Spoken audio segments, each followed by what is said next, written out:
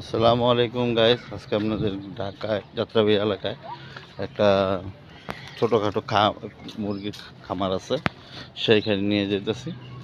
চলেন আমরা এই খামারটা পরিদর্শন করে আসি।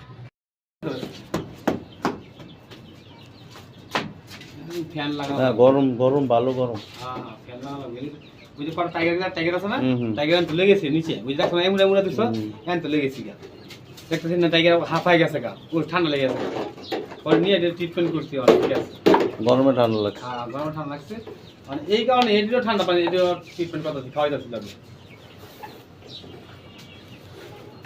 আমি আবার ওই